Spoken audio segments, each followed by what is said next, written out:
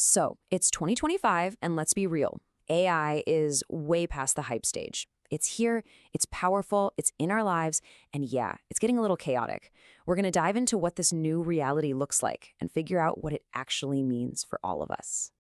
Okay, so let's get right into it. The whole story of AI right now is really a tale of two completely different worlds. On one hand, you've got this incredible promise, right? Speed, creativity, the ability for anyone, and I mean anyone, to create video in minutes. But on the flip side, there's this growing backlash against what people are calling AI slop. You know, that inauthentic, low-effort stuff that's starting to flood our feeds. And look, this feeling isn't coming from just a few people. This quote from a Reddit user just nails it. It perfectly captures this feeling that a lot of us are having, a real pushback against content that just feels empty, like it's missing that human spark, that real intention behind it. To really get our heads around what's going on, we're going to break it down into 4 parts. First, we'll look at this core conflict. Then, how it's changing everything. After that, how we're all starting to react. And finally, what it all means for where we go from here. So this double-edged sword, what is it really? Well, it's this constant push and pull between AI being this unbelievably powerful tool for creating amazing things and, at the same time, being an equally powerful source of brand new, really complex problems. Let's start with the creation side, the good stuff. You've got these incredible tools like Runway and Pika that are making video production just ridiculously fast and cheap. Suddenly, you don't need a massive budget or film degree to create something that looks amazing. That is a game changer for creators and businesses. But here's that other edge of the sword. A huge report from Gartner is warning that just jumping on the AI-first bandwagon can totally backfire. If you don't think it through, it can actually create more work, more friction, more confusion, and ironically end up destroying the very productivity you were trying to get. So, how does this tension actually look in the real world? Well, it's rewriting the rules everywhere, from our jobs to how we entertain ourselves. And let's start with this wild, totally unexpected story from the world of gaming.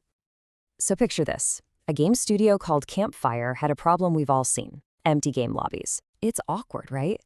So to fix this, they built a simple little AI character, a concierge, just to greet players and make the space feel a little less lonely. Just a tiny feature, nothing major.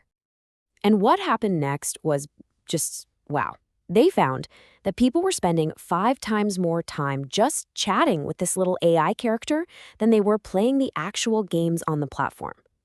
5 times more. This accidental discovery was so huge, the Campfire basically pivoted their entire company around it. They created a brand new game called Cozy Friends, where the whole point isn't to win, but to build friendships with AI characters. It's a whole new kind of entertainment, born directly from AI.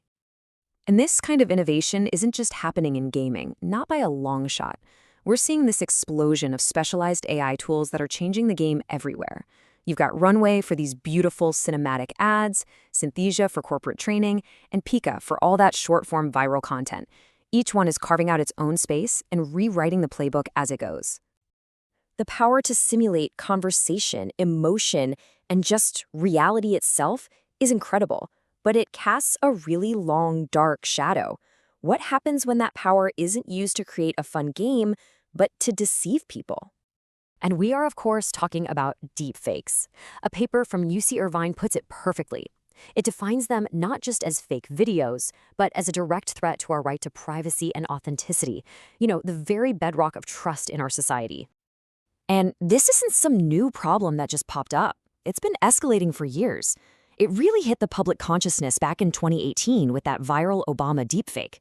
Fast forward to 2025, and it's led to what experts call epistemic instability, which is a fancy way of saying we're losing our ability to agree on what's even real. It got so bad that Congress actually passed the Take It Down Act to fight back. But here's the thing, we're not just passively watching this happen. Society is absolutely fighting back. And this pushback is coming from all sides, from the top down with governments and from the bottom up with everyday people.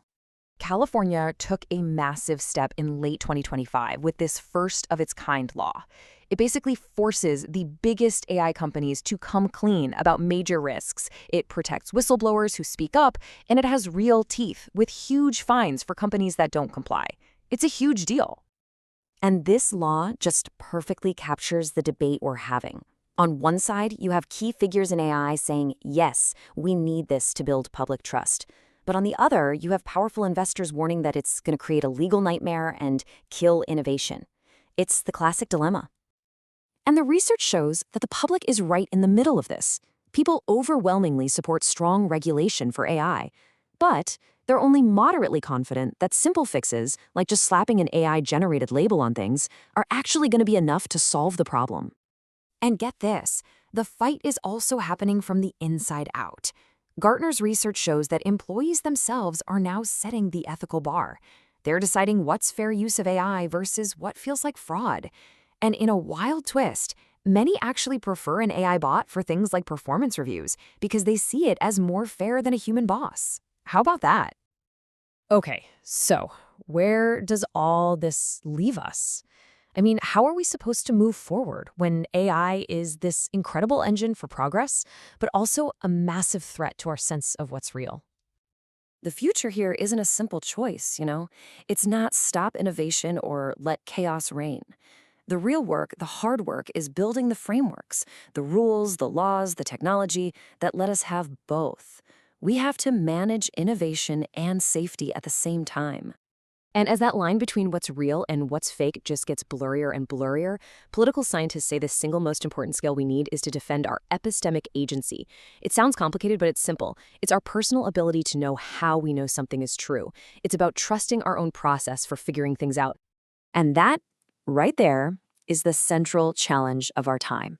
As AI gets scarily good at faking it, the real work falls on us. So the question I'll leave you with is this. How do we, as individuals, protect our own ability to know what's real? That's the question we all have to start answering. Thanks for watching.